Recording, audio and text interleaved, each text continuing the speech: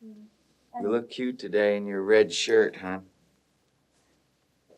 All right, now, what have I got to do? It's 8 o'clock. Why are we starting now? Is it crazy? They're trying to finish it, Junkie. Well, let's get them finished.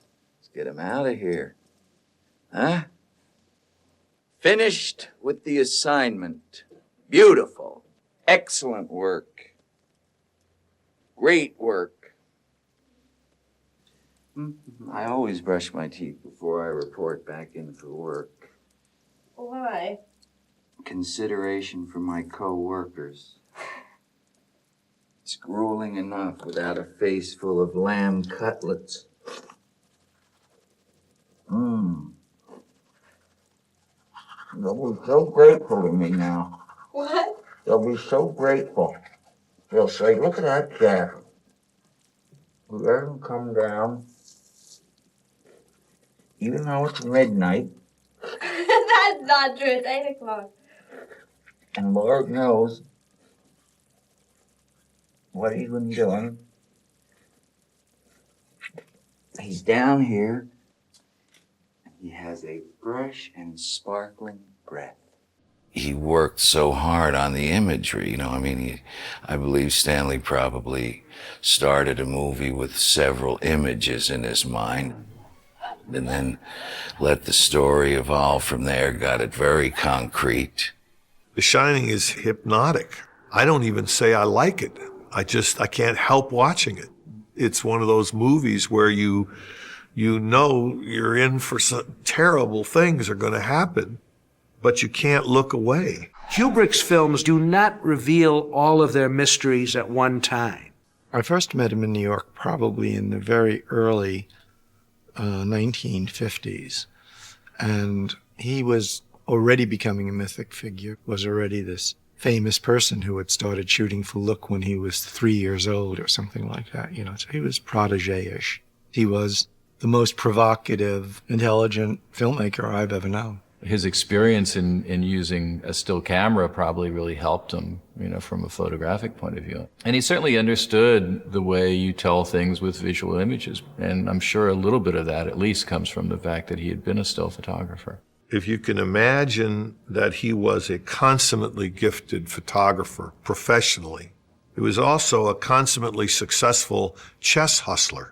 And if you think about that and combine the mind of a really complex chess player with the eye of a perfectionist photographer, you have Stanley. Well, get us in there first, and then you lead. If that's true, Jack will come in from this end and stop over here. Yeah. Okay. And yeah, he'd run past in that direction. Lead us in first. Come in. You want Danny in first? Yeah. Now we take the 25 in your pocket, I think, because I don't know what lens we're gonna want. Right? Is it? The 18 on the camera, the 25 in your pocket. We'll bring Jack straight in, Stanley. And the 14.5 in somebody else's pocket. Huh?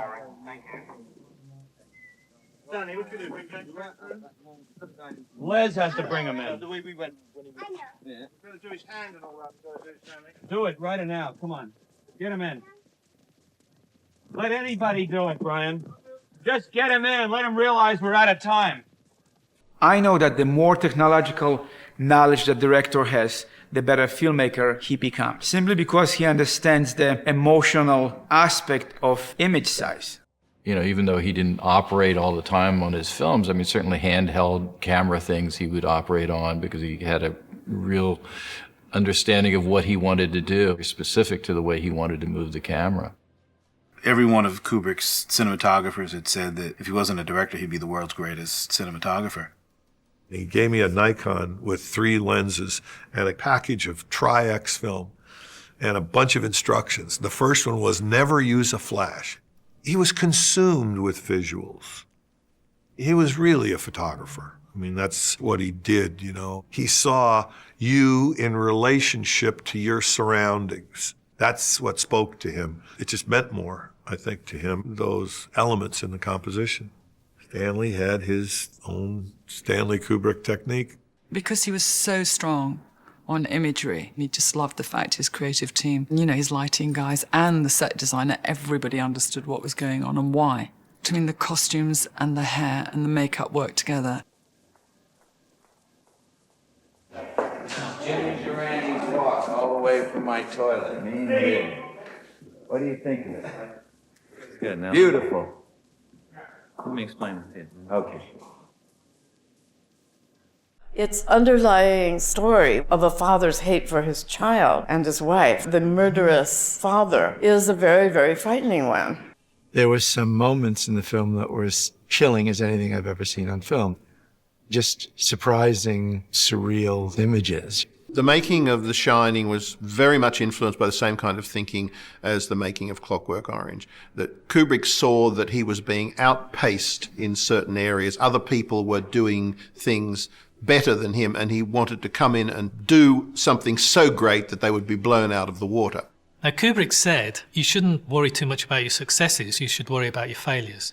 Because your failures mean that you're limited in your opportunities for the future. Barry Lyndon is a fabulous film, but unfortunately it didn't make that much money. So he couldn't, after Barry Lyndon, make Napoleon, his dream project. So he had to find a project that would perhaps make him money. For a long time, he'd been interested in not horror stories, but sort of gothic stories, stories that were somewhat sinister, stories that had a slightly mystical, ghostly element. He'd been particularly influenced by a story by Stephen Crane called The Blue Hotel, which he'd read as a young man. And he did like the idea that a person might arrive in such a place with a death wish. So years later, when he was offered The Shining by Warner Brothers, he didn't want to do a conventional horror movie. Then he read a novel by an American writer named Diane Johnson called The Shadow Knows and asked her to adapt the King novel. He was very literary, and as a serious artist, his understanding was very much more at the thematic and psychological and human level than just wanting some visuals with people sneaking down halls with knives and stuff. He wanted it to make sense in real psychological terms. Just as the great horror tales do, they all have some underlying paradigm which can explain why they touch us or scare us. When he bought the rights to this story, he knew already that he was going to change it drastically. And when he bought the rights, he reserved the right to do that. That's a very important part. Stephen King's novel is unashamedly mystical. There are ghosts and horrors in this hotel. It is haunted because it's built on an old American Indian graveyard. Out in the gardens, there are these topiary animals made out of plants which get up and walk around and chase you and so on. There was always a question about to what extent the supernatural was real. Whether, for instance, a ghost could open the freezer door and let Jack out. And finally, we just had to abide by some inconsistencies that supernatural things would happen. Anything you do as many times as a successful actor, you can't have one set of theories. You know, you can go for years saying, I'm going to get this thing real, because they really haven't seen it real. You know, they just keep seeing one fashion of unreal after the other that passes as real. And you go mad with realism, and then you come up against someone like Stanley who says, yeah, it's real, but it's not interesting.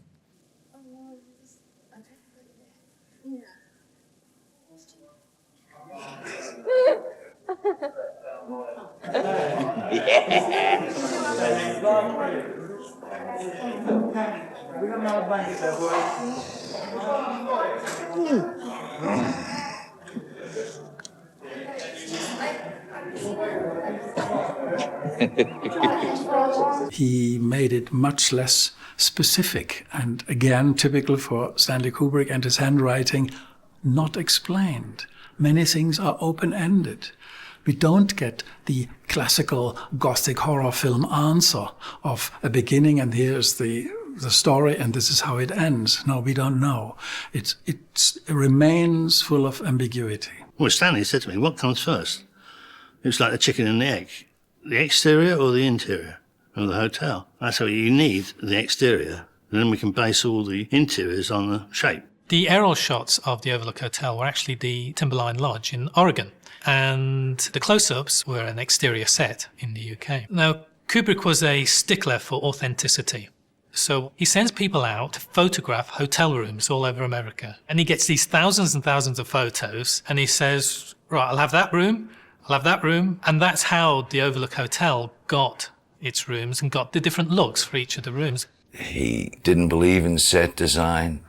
He always said, why should I be so egomaniacal to think that of all the rooms that have already been made by all the great architects in the world, why would I suddenly come up with a new and better room? I'll just find either the piece of music that's been written over the last 150 years, or the room or the shirt or whatever it is. He just believed in getting the best of it and innovating within that. The Overlook Hotel itself isn't, doesn't look like the house in the Amityville Horror. It isn't like a frightening house to look at. It doesn't look like the Bates Motel. It's a pretty lodge, but for a sustained chill, it's truly horrifying.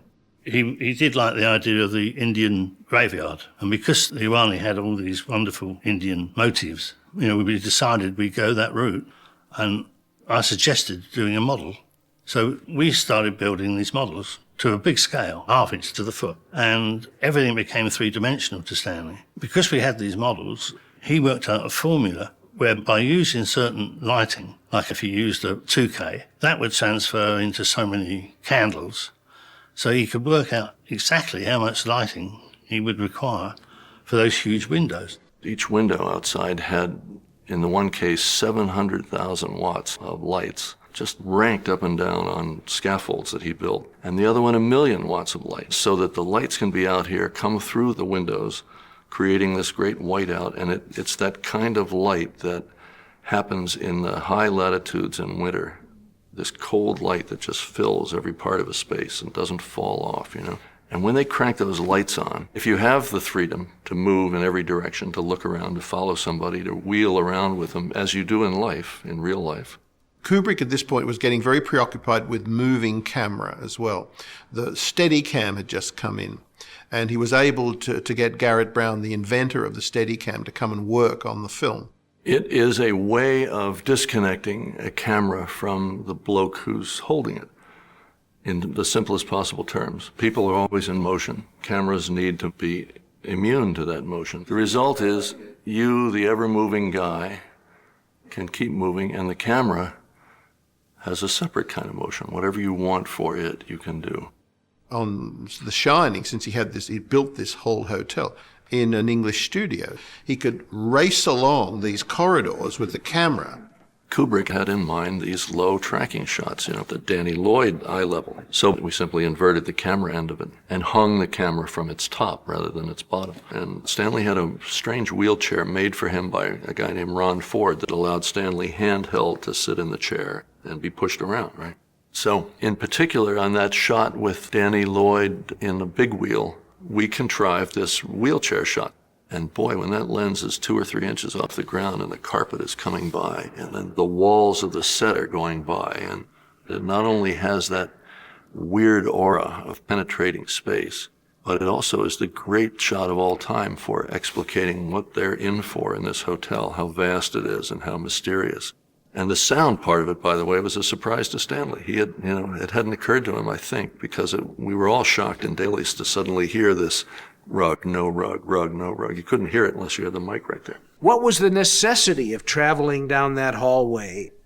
Well, he did it because he could. I think sometimes Stanley just did that because he didn't want to be like everybody else, and he had a very specific way of telling a story. It's not that he wanted to show off, I'm so different than you, but he said, why does every story have to be told the same way? And I think that Kubrick had reached a point, frankly, that the more profound ideas that he had expressed in earlier films now had to be presented to a different audience. An audience that had started to find the horror film diet very attractive and commercial. There's that pressure on almost every movie set, and it's here as well. It's just Stanley doesn't relate to it because he is doing exactly what he thinks he should be doing at that moment about it, sort of very single-mindedly. He's emotional on the set, Nobody liked the topiary animals in the book. First of all, they thought they're hard to do. This was before CGI was really around. Now, of course, simplest thing in the world. Also, the film was evolving into a much more psychoanalytical frame of mind. And Kubrick, all his life, was a game player. For a while, he earned a kind of living playing chess for money in New York as a young man. He was a puzzle solver. And he also had a model of the maze that he kept in his office, and he would work on ways to move the people around. And the Steadicam, of course, was perfect for that. The maze set was, of course, one of the most intriguing and one of the most difficult to work in, just physically difficult. I think what they actually built amounted to about 2/3 of the maze that was implied when you saw that model. We discovered that the best way was to build all the hedges were boxed timber with chicken wire, and we had all this yew, which was supplied by farmers, and it was all threaded into the wire netting and then trimmed, and it was wonderful. The maze was astonishingly not as big as it looked in the movie. And the size in the movie is courtesy of the lens we used. We used an extremely wide lens called a 9.8, and we're rigorous about keeping it level. Because if I tilted that lens at all, it just looked totally unreal.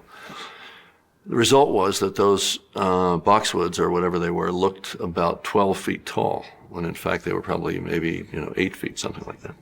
There's one shot I'm still trying to figure out how they did, though.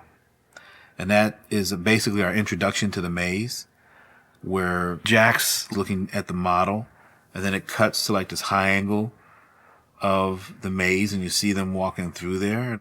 It feels too high to be a crane shot. It's pretty high up. I was present when they did that. They shot the model from a scaffold at the appropriate height, and then they built one center section of the maze next to an apartment block. Stanley worked all that out. We actually built a rostrum, and we cantilevered this out so we could get the camera right clear of the edge, vertically shooting down to the ground. And to my amazement, Stanley actually climbed out and looked through the camera. And I don't think he realised he was out that far in space. So we shot that. And they were able to carve out just the little bit they shot from the apartment and superimpose it over the shot of the model. We built that first maze up on the highest bit of ground near the studio. And then eventually we put it into the stage, and then it was all snowed up for the snow sequence. And that was hell in that stage, because the formaldehyde that we used on the hedges was like a gas. And it was just like hell. But it all worked. And the maze was now styrofoamed up to look like snow. They put hundreds of tons of dairy salt on the floor of the maze for snow, wearing boots that got rotted every week because of the salt. You had to breathe the oil smoke, and it was about 90 degrees in there. We could never find out where we were. I mean, we would do the shots. Danny would run, whichever way he felt like, and we just had to follow him. And we were always lost. We always had to shout and have somebody work their way in with a diagram and get us the hell out of there, right? In fact, Stanley challenged, it was too easy, and he actually got lost in it. We challenged him, we put him in there one Saturday morning, and he couldn't find his way out. The idea of that was, that in the snow you can see footprints. So obviously with a Steadicam you can move through without having to lay track or anything, so you can go through the virgin snow. And the kid is able to actually backtrack in his own footsteps and hide and move along. So it was a perfect device to use for that. Very effective. You look at it and you think, how else could you really have done it? Stanley told me the face, it's the most important thing, the face and then the rest. But start with this, cinema is this. And I remember the gesture. And therefore, he also wanted me to have very much input in the makeup and hair, as well as the costumes. In The Shining, Stanley did not really quite tell me how the people should dress, but one thing put him in the right direction was the fact that, he wanted people to look middle America. He didn't want all the clothes to look too worn out or tired. And I decided that those characters were a little bit more like almost figurines from a catalog. I mean, in my mind, everything seemed to be so perfect. Everything seems to be pristine. But what's underneath all that? Everything that could be away from the horror, I tried to do. Anything that could not, in a million years, give indication of darkness. Stanley was not a director who looked for reality. He was an operatic director. And Stanley said, real is good, interesting is better. He always worked a lot with actors. I mean, he'd sort of go off in a huddle with whoever, and you could see them talking for a long, long time and really talk things through and chat it through. Shelley Duvall actually had a much bigger part in my original script because, of course, I sympathized with her and I gave her things to say. She was involved in trying to figure out what to do. He was interested in a person that was probably more in love with her partner than her partner was with her, and who was needy in the relationship, and would seem to be able to be perceived as somebody that might tolerate the intolerable longer than one would think that someone might. And she was able to be very needy. I think he saw that, he saw that she was a gifted actress, but he also knew that he wanted her to literally be at the end of her tether. And therefore, he was mean to her on the set, and he pushed her harder in order to get the level of kind of hysteria out of her that he felt that the role needed. He felt that he had to create that in his own relationship with her. From May until October, I was really in and out of ill health because the stress of the role was so great, and the stress of being away from home, just uprooted and moved somewhere else, and I had just gotten out of a relationship. And so for me, it was just tumultuous. Look at this. Pulled all my hair. I pulled hunks of hair out on the windowsill. And the back got caught. Need to trim that. Hunks of hair. Oh, look. Okay. It just comes Okay, out. right now, fellas. No Russian. There's more to come, Shell. Come on. Come on, I'm right Let's get here. it set up anyway now, boys. Let's go. Come on, Shell. Get the dummy. No, she doesn't carry him. Okay, let's go. Have a finder, please. The 18. 18 in the tube, swing it all back in here, yeah. It's got to go outside. There was time. It's 25 to 1. Well, don't sympathize with Shelley.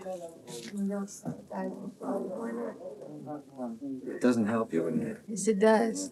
It does. Something extremely lonely being a Yes, I know. Let's go. Right, okay. 18. Boys, video is going to be around here. Get this all set up. Kubrick wants the truth, and that authenticity that he puts into all his design is the same with his actors. This is an undervalued part of his films, I feel, because his actors actually exist in the space, in that moment, and he gets them there by whatever means necessary. A lot of trouble went into finding the boy, of course. That was hugely complicated. Hundreds and hundreds of children were interviewed in the United States. Obviously, we needed an American voice, an American boy. And we finally hit on Danny Lloyd in Peoria, Illinois. Great thing about this kid, Danny Lloyd, was he was on the program with Jack and Shelley and everybody else. He was there for Stanley as many times as it took. The most famous take was in the kitchens, the scene between Scatman and Danny. They went to 88 takes. Scatman said, Stanley, I can't do it anymore. Danny was there. So as a result, we didn't feel like we were torturing him, and therefore we could do it and not feel like we were abusing a minor. All right, okay. Turn on the video. Yes, Stanley. Turn on video. Okay, again. Yeah, okay. Danny, you got to listen to Stanley. He's coming! Come on, scared! Look back again, Danny! Scared, Danny! Look back, Danny! Look back! Scared! Danny! Look back, Danny! Start to slow down! Start to slow down! See the door! See the door! Look at the car! Okay, let him go. No, Let's play back the last 4 takes. All right, Dad? Oh, don't let's see him here. Oh, get out of the way. Get out of the way.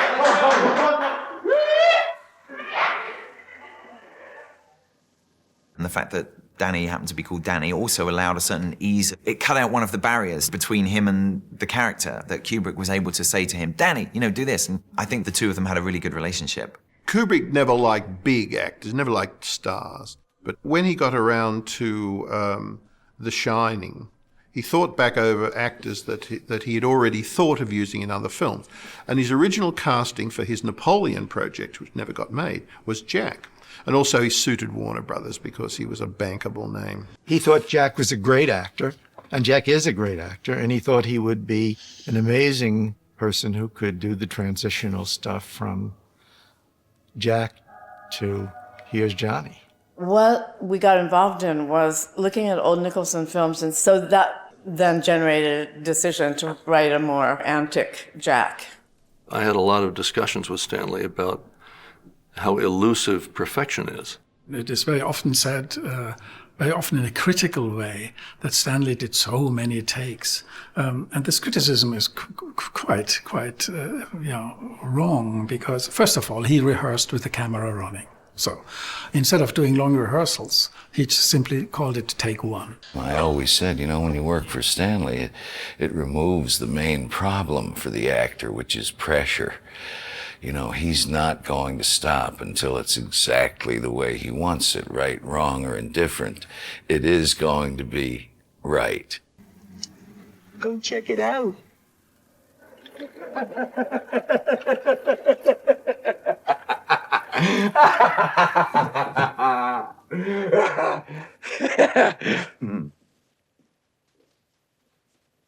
Very good, Jack. Excellent. Right, check the gate, Doug.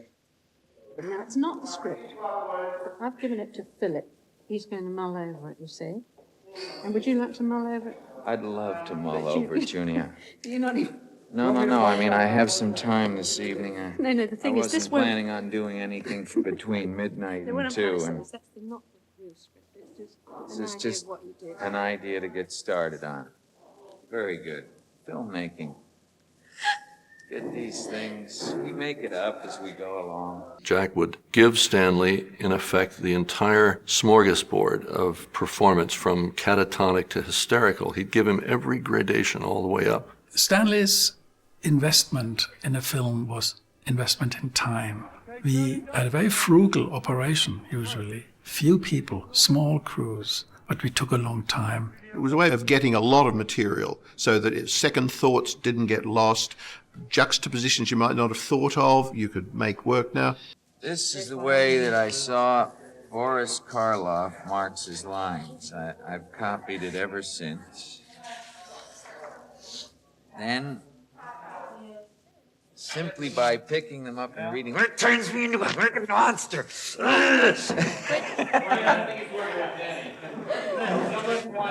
That's the interjection, right? Yep. I'm gonna go now. I'll be back by tomorrow morning at the latest. Wendy, Yes? you've got a surprise coming to you. You're not going anywhere. Try the snow cat in the radio and you'll see what I mean.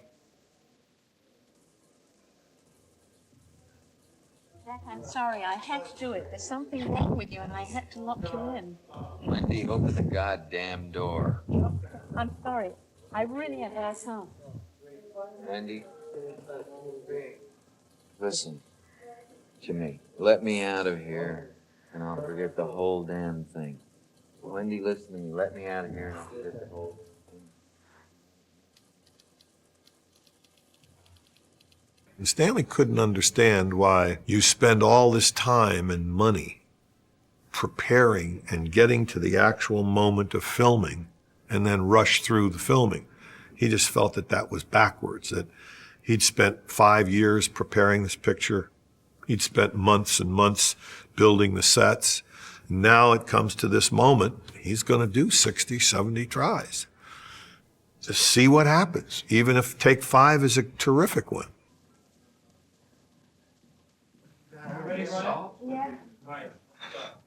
Come on, you.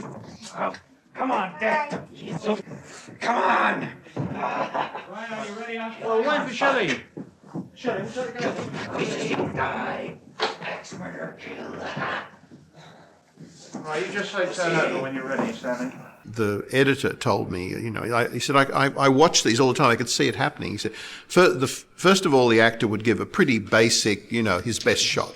And then Kubrick would say, okay, go again. And he'd do it a little more extravagantly. And then he'd hit about 12 or 14 takes in. He'd start to get tired. So he'd start to save himself. And then Kubrick would keep going. And finally, the actor had nothing left to give. And Kubrick would still want more. So the actors would start doing crazy stuff. funny faces, screaming, howling. And if you look at Nicholson's performance in the film, they're the scenes you see, the 27th and 29th take. But to get those, he had to work his way through. It's very difficult to say, all right, take one, you're crazy. It won't work. Well, many parts of that were good. There were quite a few, but many parts of it were very good. Let's look at it. I want to play back, please. I'm looking up, boys. You didn't, through here, I couldn't tell. I didn't think you got mean enough at the beginning when you said. At the beginning, at you the know, on the transition point, yeah. But Shelley, many parts that, the only thing, come and look at it. The only part clearly wrong was at the end when you said, we've got to get him out of here, as you got strong at the end, and I think it has to be a last desperate begging, you know? And I still think you shouldn't jump on every single emphatic line. It looks fake. It really does. It looks like you, Shelley, I'm telling you, it's too many times. Every time he speaks emphatically, you're jumping, and it looks funny. I saw Stanley at St. Albans, and he asked me, how did you like my movie? And I only seen it once, and I didn't love Shining the first time I saw it. I have since seen Shining 25 times, one of my favorite pictures. Kubrick films tend to grow on you. You have to see them more than once. And I was telling him all the things I liked about it, and he saw right through me. And he said, well, Stephen, obviously you didn't like my picture very much. Tell me what you didn't like about it. I thought Jack Nicholson, who is a great actor, and I thought it was a great performance, but it was almost a great kabuki performance. It was almost like kabuki theater. He said, you mean you think Jack went over the top? And I said, yeah, I kind of did. And he said, okay, quickly, without thinking, who are your top favorite actors of all time? And I don't want you to think, just name off some names. So I quickly, went Spencer Tracy, Henry Fonda, Jimmy Stewart, Cary Grant, Clark Gable. He said, stop. He stopped me. He said, okay, where was James Cagney on that list? And I didn't have it. I thought, well, he's up there high. I said, but he's not in the top 5. He said, you don't consider James Cagney one of the 5 best actors around. You see, I do. This is why Jack Nicholson's performance is a great one. A lot of people didn't like it when it first came out because they had read the book. And you knew that it was the house that was the evil spirits inside the house. But in the Shining, you don't know. I think to me what gives it that power is that you don't know what really is going on. And to me that's what real horror is all about. Kubrick took that source material of that novel and did something else with it. Tried to raise more profound and eternal questions about the nature of evil. Horror is across the dinner table, across the breakfast table. Actually, horror is in the family, can be, and often is. And it's always hidden. It's always repressed. It's too frightening for otherwise if we think that the horror is so near home. But it is. And that's what The Shining is about. The child is so smart. And he leads his father into his own death because he's saving himself. There are 2 other characters besides Danny who see things. There's Dick, played by Scatman Crothers, and there's Jack. He sees things. Now, it's interesting that Dick says that The Shining is passed from generation to generation. It wasn't Danny's mother who passed it on, because she doesn't seem to be aware of anything that's going on. But it's actually Jack, who is the other person with ESP, who is a receptor, but he has no understanding of the gift that he has. He's blocked. I always knew when I was working with Stanley that you would be making something that you'd be proud of and that would last, and that's really all the rest of it's about. I mean, I look at him as as from personal contact as well as from what I know from others, as a man who really succeeded. He used cinema to reflect what the world or society was thinking and fearing and experiencing at that particular time. So it's completely contemporary. Quite remarkable. He's a remarkable filmmaker. And that's one of the things I love about Kubrick as a filmmaker. He didn't want people to forget about the movie. He spent a lot of his life making it. He wants people to talk about it. He wants folks to discuss it, argue about it, and take it home. The best horror is the horror that you take home with you. He would take ideas from anybody. He was voracious for people's views on things, whoever they were. He would listen to what people had to say, and he would take what he thought was right. The responsibility of an artist is to raise questions. not to provide answers. It's to hold a mirror up to society. And Kubrick is a great artist, perhaps one of the greatest that the cinema ever had. His responsibility is to reflect the society back upon itself as he sees it, and not to offer cure-alls or suggestions for how to improve our daily lives. He was not a predictable filmmaker, and his understanding of the craft, his understanding of how you tell stories using the visual medium are really unsurpassed. I'm really, really, really sorry that Stanley died. That a great deal of the joy I expected in the movie viewing end of things for the rest of my life has disappeared in a flash, because he won't make those movies that I love to see. Besides losing him as a friend and a mentor, I'm really sorry as just a film goer that he's not doing this anymore. He was a great friend, a fund of monumental knowledge, a mind-opening person. If you just think of the stuff he did, and he just saw it out in front of him and approached it with wildly high intelligence. To say he was a great craftsman is to seriously understate something. Stanley didn't change much. I mean, his acceptance speech about Icarus at the Directors Guild, I mean, nothing could be more perfect. The myth of Icarus, flying too high for success. He says, and people always took that as a moral tale about hubris. And he said, let's make better wings. If one day there's a final history written of the motion picture, when it disappears as an art form and is replaced by something else, the name of Kubrick will stand at the very top, very large, very prominent, very powerful, as one of the cinema's greatest innovators and artists. You appreciate all the pain. I mean, you always dislike whatever the cause is of pain. You always resent it. So I resented Stanley at times because he pushed me, and it hurt. And I resented him for it. I thought, why do you want to do this to me? How can you do this to me? You know, you agonize over it. And it's just the necessary turmoil to get out of it what you want out of it. I mean, we had the same end in mind. It was just that sometimes we differed in our means. And by the end, the means met. And I find I really respect him and really like him, both as a person and as a director. I mean, I'm amazed. He's taught me more than I've learned on all the other pictures I've done within 1 year's time on one picture.